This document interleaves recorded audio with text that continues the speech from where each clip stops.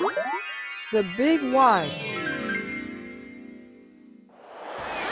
Assalamu alaikum. Welcome to the Big Why. Today, me and brother Muhammad will be answering the trickiest questions you, my dear viewers, have in mind. Assalamu alaikum.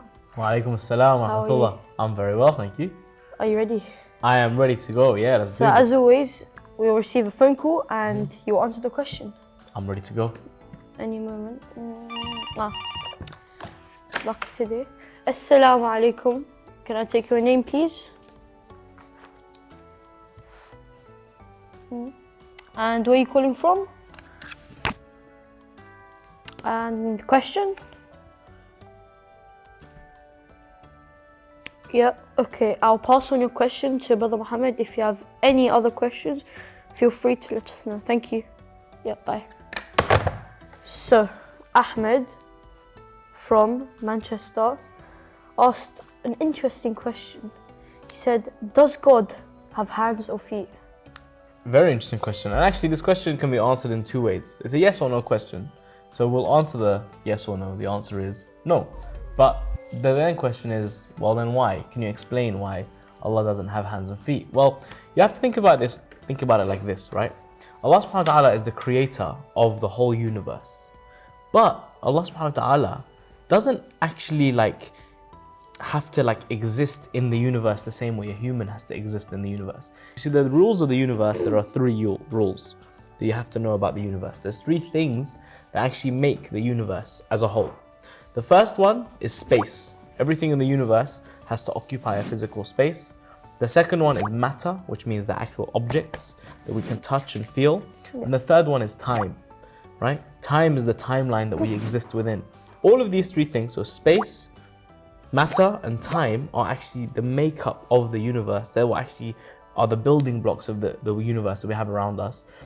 And actually, in order to be able to move around and do stuff, you have to have matter, you have to have space, you have to have time. But Allah subhanahu wa ta'ala doesn't need space, doesn't need matter, and He doesn't need time because He sits outside of this bubble of the universe. So that means all the rules that exist inside the universe don't actually apply to Allah subhanahu wa ta'ala.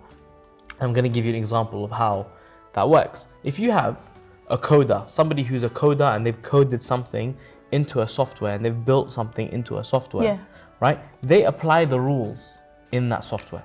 They actually make the rules where this means this, this means this, this means this. And maybe inside the software, they give the actual software hands and feet and all these other things so that the software can do what it needs to do. But it doesn't mean that the person who's giving the actual software has to abide by those same rules. See, Allah subhanahu wa ta'ala doesn't need hands, He doesn't need feet so that He can do what He needs to do, but He's given us hands and feet so that we can do what we need to do. Wow, that was good. But I have a question. Why does Allah refer to His hands when in the Quran?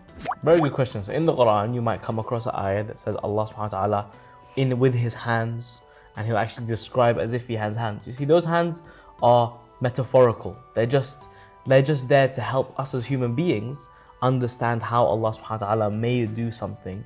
But the reality is Allah subhanahu wa ta'ala doesn't actually need or have hands in order to do something. But because us as human beings, our understanding of the world is so limited that sometimes we can think to ourselves, how does God do that? How can God do all these things?